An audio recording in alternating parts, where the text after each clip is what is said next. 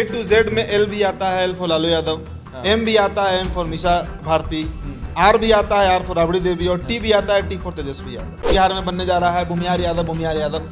आप ही बताइए, एक म्यान में दो तलवार रह सकता है क्या? कभी देखिए, सवर्ण लॉबी कभी भी, याद रखिएगा, सवर्ण लॉबी चाहे राजपूत हो, भूमिहार हो, लाला हो, ब्राह्मण हो या वैश्य हो, ये कभी राजद के नहीं हो सकते हैं, जिस तरह यादव कभी बीजेपी का नहीं हो सकता है। कि तेजस्वी यादव का ये जो नया एक्सपेरिमेंट है, इसमें तो ये फिर फ्लॉप हुए। बजट सत्र में क्या तेजस्वी यादव ने एक बार भी 19 लाख रोजगार का मुद्दा उठाया? ग्रामीणों को नहीं पता होगा कि आर्टिकल 370 है क्या, लेकिन उनको ये पता है कि कश्मीर अब हमारा है। बिहार में कोर एजेंडा जो है वो पलायन है, वो डेवलपमेंट है, वो रोजगार है। ये सब मुद्दा मुख्य मुद्दा है, समझना होगा इस बात को। बीएसएससी का इतना मैसेज आता है व्हाट्सएप पे हम लोग का। विपक्ष की भूमिका अगर सीखनी है इस देश में किसी पार्टी से, तो बीजेपी से इन लोगों को सीखना है। विपक्ष की भूमिका अगर किसी को सीखना है तो सुशील मोदी से सीखिए। इससे बहुत अच्छे बेहतर स्थिति में मैं जदयू को मानता हूँ।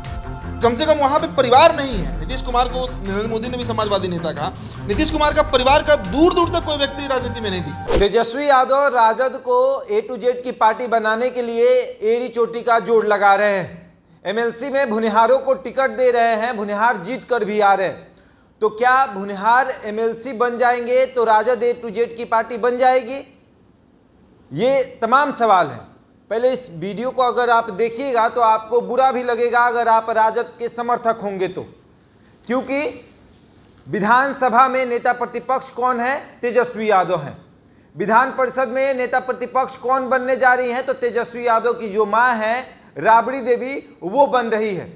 जिस पार्टी को A to Z का पार्टी बनाया जा रहा है उसका राष्ट्रीय अध्यक्ष कौन है? तो तेजस्वी यादव के जो पिताजी हैं लालू प्रसाद यादव, वो है। और संसद में प्रश्न पूछने का यश जो है वो किसे प्राप्त है? तो वो मीसा भारती को प्राप्त है। और मीसा भारती कौन है? तो तेजस्वी यादव की बड़ी बहन है। ऐसे में राजद कैसे A to Z की पार्टी बनेगी? कैसे विश्वास होगा कि राजद A to Z की पार्टी है? उदीप्त आर्यन हमारे साथ मौजूद हैं। उदीप्त जी, राजद A to Z की पार्टी बनने के लिए तैयार है, तेजस्वी यादव एड़ी चोटी का जोड़ लगा रहे हैं, कैसे बनेगी राजद A to Z की पार्टी? देखिए, A to Z में L भी आता है, L for Lalu Yadav, M भी आता है, M for Misa Bharti, R भी आता है, R फॉर राबड़ी देवी, और T भी आता है, T फॉर तेजस्वी यादव। तो 4 अल्फाबेट तो ये लोग ले चुके हैं अपने फैमिली से, और इनका प्रयास यही होगा, चूंकि ये परिवार की पार्टी है। पूरा बिहार जानता है कि इनकी पूरी राजनीतिक पृष्ठभूमि जो है, जब से पार्टी की स्थापना हुई, जब से 1997 5 जुलाई को पार्टी की स्थापना हुई थी, 23 जुलाई को राबड़ी देवी जो है वो मुख्यमंत्री बनी थी बिहार की 1997। तब से आप उठाकर देख लीजिए, इनके परिवार के अलावा क्या कोई व्यक्ति दिखता है? हम बात दरभंगा से शुरू करते हैं। मिथिला का जो क्षेत्र है वहाँ पर भोला यादव बड़े नेता हुआ करते थे। अब उनको पटखनी देकर गुलाब यादव की पत्नी जो है अंबिका गुलाब यादव, वो वहाँ से एमएलसी बन गई। उनका टिकट इन्होंने काट दिया तेजस्वी यादव ने। नवादा से राजबल्लभ यादव का जो संबंधी है वो जीता, इस बार इनका प्रत्याशी हारा। तो सिर्फ रूम में बैठकर संजय यादव जो एक इनको लिस्ट थमा देते हैं कि देखिए इस विधानसभा में या इस विधान परिषद में ये जातीय समीकरण है, इस तरह वोट होगा, इस तरह नहीं होगा, सभी पार्टी को लेना। एक बात बताइए शशांक आप, कि जब से इनकी पार्टी की स्थापना हुई है तब से इनके कोर वोटर कौन रहे हैं? यादव रहे हैं और मुस्लिम रहे हैं। एमओ समीकरण रहा है बिहार में, मुस्लिम प्लस यादव। शुरुआत में इनके साथ दलित भी जुड़े थे, लेकिन बाद के दिनों में जब दलितों को इस बात का आभास हुआ कि लालू यादव उनसे ज़्यादा यादवों को प्रायोरिटी दे रहे हैं, और यादवों का जो दबंगई था बिहार में वो सिर्फ सवर्णों के ऊपर नहीं था, वो दलित समाज के ऊपर भी था, तो दलित इनसे छटक गए। एमओ समीकरण पर आ गया राजद। अब उस एमओ समीकरण में आप चाह रहे हैं भूमिहार को घुसा देना, आप चाह रहे हैं। अभी देखिए, एक बात आपको बताते हैं, भूमिहार लगातार ये खबरें बिहार में चली कि बीवाई समीकरण बिहार में बनने जा रहा है, भूमिहार यादव, भूमिहार यादव। आप एक बताइए, एक म्यान में दो तलवार रह सकता है क्या? कभी बिहार में ये कभी संभव है कि भूमिहार और यादव एक साथ एक मतलब मंच पर बैठकर मंच साझा कर सके? संभव ही नहीं है। दोनों के दोनों की अपनी दबंगई है बिहार में, दोनों का अपना जातीय आप कह सकते हैं वर्चस्व है समाज में, वो कभी नहीं मेल खा सकता है। तो ये जो एक नया एक्सपेरिमेंट तेजस्वी यादव कर रहे हैं, ऐसी बात नहीं है, खराब एक्सपेरिमेंट नहीं है, करना चाहिए। लेकिन इस बार जो एमएलसी रिजल्ट आया, इसमें 24 सीट पर था, 23 प्रत्याशी सिर्फ 4 जाति से हैं। राजपूत, वैश्य मतलब बनिया, कलवार भी हैं, उसमें जायसवाल भी हैं, और भूमिहार हैं, और एक ब्राह्मण है। यही जाति हैं, 3-4 जाति। अब आप सोच कर देखिए एक बात, कि तेजस्वी यादव का ये जो नया एक्सपेरिमेंट है, इसमें तो ये फिर फ्लॉप हुए। 6 ही प्रत्याशी इनके जीत पाए, 24 में 6 मतलब 1/4 25%। अब इसके बाद इनके परिवार पर आइए। आपको नहीं लगता है कि लालू प्रसाद यादव को उनके जो समकक्ष नेता थे, चाहे जगदानंद सिंह हो, चाहे अब्दुल बारी सिद्दीकी हो, शिवानंद तिवारी हो, भोला यादव हो, कई लंबी फहरिस्त है जो लालू यादव के साथ राजनीति किए हैं लोग, पुराने लोग, उनको जगह नहीं देकर उनको तेजस्वी के अगल बगल बैठा दिया गया। तेजस्वी यादव बिहार में राजनीति कितने साल से कर रहे हैं? 8 साल से, और ज़मीन की राजनीति वो आज भी नहीं कर रहे हैं। और जब से उनका विवाह हुआ है, देखिए उनके निजी जीवन पे बोलने का मुझे कोई हक नहीं है, लेकिन चूंकि वो नेता प्रतिपक्ष हैं बिहार के, उनके ऊपर विधानसभा में सवाल पूछने का जिम्मेदारी है, इसलिए हम ये बात कर सकते हैं कि पिछले 3-4 महीने में आप देख लीजिए, पूरा बजट सत्र खत्म हो गया। बजट सत्र में क्या तेजस्वी यादव ने एक बार भी 19 लाख रोजगार का मुद्दा उठाया? उनके पास इतने नए नए मतलब विधायक बनकर गए हैं। आप वाम दल को देखिए, लेफ्ट का बात कीजिए, अजीत कुशवाहा से लेकर, संदीप सौरभ से लेकर, मनोज मंजिल से लेकर, राजद में अगर ललित यादव को हटा दीजिए तो बाकी जितने, ललित यादव को भी आप रख सकते हैं, सभी लोग इनके पास बोलने वाले लीडर्स हैं। भाई ललित यादव ही इकलौता विधायक थे जो सवाल कर रहे थे सदन में। तेजस्वी यादव बस एक दिन नीतीश कुमार से इनका भिड़ंत हुआ है, उसके बाद से जितिन तेज प्रताप भी गए थे, वो वीडियो काफी वायरल हुआ था। उसके बाद तेजस्वी यादव ने 19 लाख रोजगार का मुद्दा क्यों नहीं उठाया? इसीलिए मैं कहता हूं कि एसी के रूम में बैठकर और संजय यादव जो इनको एक जातीय समीकरण समझा देते हैं कि देखिए बोचहा है तो वहाँ पे 40,000 भूमियार है, 32,000 पासवान है, तो 30,000 वहाँ पर सहनी वोटर है, तो 6,000 वहाँ पे राजपूत वोटर है, तो 5,000 ब्राह्मण वोटर है। ये समीकरण साध कर आप अगर सोच रहे हैं कि बिहार में कभी सरकार बना लीजिएगा तो यह संभव है। मतलब बूथ लेवल की राजनीति करना पड़ेगा राजद को? पड़ेगा, राजद को नहीं, किसी पार्टी को। देखिए बीजेपी क्यों मजबूत है, बीजेपी हर जगह क्यों मजबूत होते जा रही है? बूथ लेवल, क्योंकि बीजेपी बूथ लेवल पे नहीं, मतलब बीजेपी पंचायत और गांव तक पहुंच गई है। गांव गांव में आप किसी गांव में चले जाइए, बिहार से लेकर उत्तर प्रदेश से लेकर राजस्थान तक में, वहां गांव के लोगों से अगर आप बात कीजिएगा ना, तो बीजेपी का जो कोर एजेंडा है, चाहे वो हिंदू मुस्लिम हो, चाहे वो पाकिस्तान को मुंह तोड़ जवाब देना हो, चाहे वो अयोध्या का मंदिर हो, चाहे धारा 370 हो, ग्रामीणों को नहीं पता होगा कि आर्टिकल 370 है क्या, लेकिन उनको ये पता है कि कश्मीर अब हमारा है। तो ये वहाँ के आम गांव ग्रामीण दूर दराज के लोग बोल रहे हैं इस बात को। मतलब बीजेपी के जो जिस काम को प्रवक्ताओं को करना चाहिए, जो उनके कार्यकर्ताओं को करना चाहिए, वो काम बीजेपी के जो वोट देने वाले लोग हैं वो कर रहे हैं जी। लेकिन राजद हो या कोई, मैं राजद पे ही स्पेसिफिक बात करूंगा, राजद की स्थिति क्या है? तेजस्वी यादव दिल्ली रहते हैं, 5 दिन 10 दिन के लिए पटना आ जाते हैं। पटना आते हैं तो यहाँ पर उनकी एक टीम है जो उनको बजाबते सौंप देती है कि देखिए ये जाति समीकरण है, इस प्रत्याशी को खड़ा करेंगे तो यहाँ से कुछ वोट मिल जाएगा, यहाँ से कुछ वोट मिल जाएगा और सीट जो है हमारा निकल जाएगा। आप सोचिए 2020 का में इतना बड़ा अपॉर्चुनिटी था तेजस्वी के पास जीतने का, नहीं जीत पाए। बिहार में हमको लग रहा है कि 30 साल के बाद बिहार में रोजगार के मुद्दे पर चुनाव लड़ा गया था 2020 का।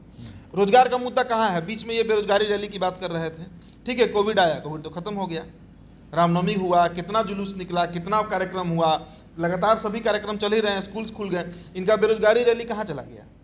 बिहार में सबसे रैली नहीं, रैला था, हाँ रैला था। बिहार में सबसे जो कोर एजेंडा है, जो सबसे मुख्य बात है जिस पर बिहारी, हर एक बिहारी की नज़र बनी रहती है, वो है नौकरी, वो है रोजगार। देखिए कल बीपीएससी मेंस का रिजल्ट आया, 1828 लोग उसमें पास किए हैं। बिहार की आबादी 13 करोड़, और इन 1828 में सिलेक्शन 4 में से 1 का होना है, मतलब वही 400-500 लोग का सिलेक्शन होगा। तो क्या वो 400-500 बिहारी अगर कोई पद पकड़ लेते हैं उससे बिहार समृद्ध हो जाएगा? कभी नहीं होगा। कोई मामला देखिए, अभी देखिए आदेशपुरी जो हमारे रिपोर्टर हैं वो लगातार एक खबर अभी कर रहे हैं, ओटीपी का समस्या आ रहा है बीपीएसएससी में।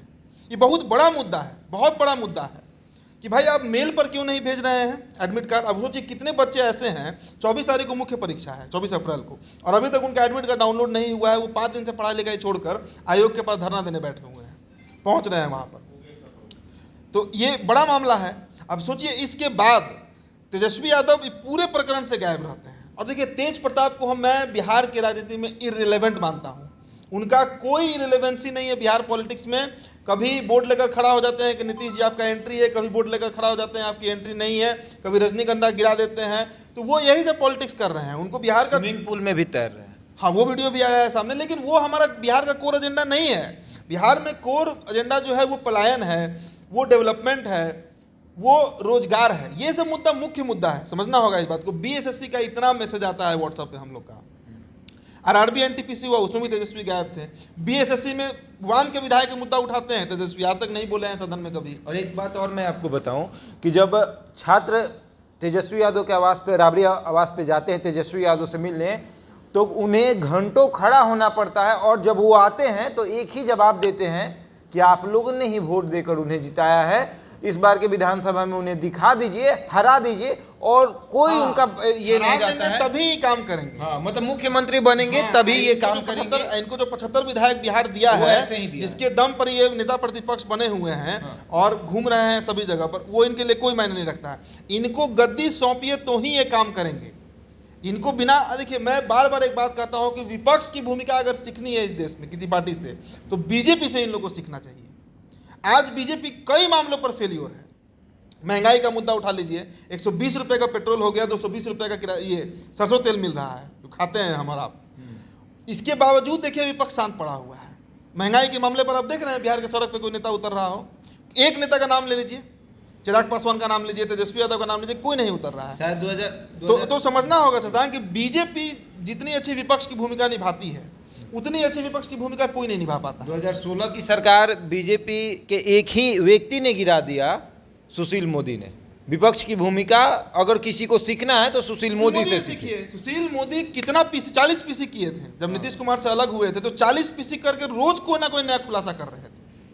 तो इनके, हाँ भाई करता ही है ये लोग, बीजेपी का यही एजेंडा रहता है, इसी थ्योरी पे काम करता है भारतीय जनता पार्टी। तो तेजस्वी यादव का जो आप समीकरण का बात कर रहे हैं ना, देखिए बिहार में कोई समीकरण कब बनेगा, कब टूटेगा, कब नया होगा। अभी देखिए ना, लव कुश समीकरण का बात कीजिए, तो जो कुशवाहा समाज के लोग हैं, जो कोयरी समाज के लोग हैं, उनके वोट में संमारी के लिए बीजेपी काम कर रहा है। अभी जो सम्राट अशोक का सम्मेलन हुआ था वो क्या था, वो यही था ना भाई कि सम्राट चौधरी को मंत्री क्यों बनाया ये लोग, कि सम्राट चौधरी का वर्चस्व बढ़े, क्योंकि वो कुशवाहा का अगर लीड करने लगेंगे तो कुशवाहा वोटर नीतीश कुमार के कोर वोटर हैं। तो जातीय टूट फूट तो यहाँ चलते ही रहता है बिहार में, लेकिन उसके बावजूद अगर आप नेता प्रतिपक्ष हैं, अगर आपको बिहार ने 75 विधायक दिया है और मेजॉरिटी में दिया है, भाई आप कुछ ही वोटों से, कुछ ही मतलब सीट से पीछे रह गए हैं। 12,000 वोट का अंतर रहा है एनडीए और महागठबंधन का। इस बार 1,56,00,000 वोट आया था महागठबंधन को और 1,56,12,000 वोट आया था एनडीए गठबंधन को, जो इनकी सरकार बनी है। तो मात्र 12,000 वोट के अंतर से आप विपक्ष में बैठे हुए हैं। तो आपको, तो आप नेक्स्ट सीएम हैं, आप भाई मान सकते हैं कि जो मुख्यमंत्री हैं उनके गठबंधन से आपके गठबंधन को मात्र 12,000 वोट कम है। लेकिन आप कहते हैं जब छात्र जाएंगे आपके दरवाजे पर तो आप बोलेगा कि आप लोग उन्हीं को वोट देकर जितवाए हैं। तो ऐसे नहीं चलेगा। और समीकरण देखिए, एकदम क्लियर बात समझ लीजिए, जब तक ये जाति समीकरण का बात करते रहेंगे बिहार में, तब तक इनकी सरकार अब नहीं बनने वाली है। यूपी के चुनाव परिणाम ने यह बात स्पष्ट कर दिया है कि बीजेपी अब हिंदुत्व के एजेंडा पर लड़ रही है। उसके साथ दलित भी खड़ा है, उसके साथ वैश्य समाज भी खड़ा है, उसके साथ सैनी समाज भी खड़ा है और उसके साथ राजपूत और भूमिहार का समाज भी खड़ा है।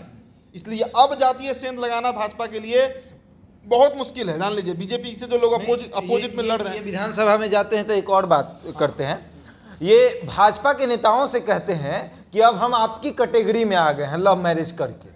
ये भाजपा के नेताओं से कहते हैं कि हम आपकी कैटेगरी में आ गए हैं, लेकिन ये नहीं पूछते कि जो आप 19 लाख रोजगार की बात किए थे वो कब देंगे। भाजपा की कैटेगरी में कैसे आएंगे? बीजेपी में आप हमको एक बात बताइए शशांक, बीजेपी में वाजपेयी जी प्रधानमंत्री बने, नरेंद्र मोदी प्रधानमंत्री बने, योगी आदित्यनाथ यूपी में बने, रघुवर दास बने आपको झारखंड में, मनोहर लाल खट्टर बने हरियाणा में। आप किसी स्टेट का उठाकर देख लीजिए, अचानक से कोई व्यक्ति सामने आ जाता है जो मुख्यमंत्री बन जाता है। क्या राजद में संभव है कि राजद को अगर 122 से अधिक विधानसभा सीटें आती हैं तो तेजस्वी यादव के अलावा कोई व्यक्ति मुख्यमंत्री बन जाए, तेज प्रताप यादव ही बन जाए? संभव ही नहीं है, कभी होने ही नहीं दिया जाएगा। एक ही व्यक्ति का चलता है, ये परिवार की पार्टी है।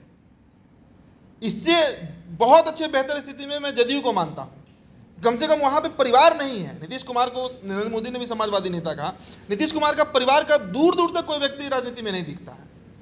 इस मामले में नीतीश कुमार असल मायने में समाजवादी हैं अगर उनकी तुलना हम लालू प्रसाद यादव से करते हैं तो। यहाँ तो भाई सुबह से लेकर रात अगर कोई चल रहा है राजद में तो तेजस्वी नाम केवल यही चलता है। यहाँ पे तेजस्वी का नाम ही केवल चलेगा। सवाल जहाँ से शुरू हुआ था वहीं चलते हैं। राबड़ी देवी को बनाया जा रहा है नेता प्रतिपक्ष विधान परिषद में। क्या अब राजद में कोई ऐसा एमएलसी नहीं है जो नेता प्रतिपक्ष बन सके? देखिए, रामचंद्र पूर्वे का नाम आया था, मैंने ये स्टोरी किया था 2 दिन पहले कि रामचंद्र पूर्वे के नाम पर मुहर लग सकता है, बातें चल रही थी। लेकिन इनके साथ प्रॉब्लम है राजद के साथ कि इनको अपने परिवार के अलावा किसी पर भरोसा ही नहीं होता है।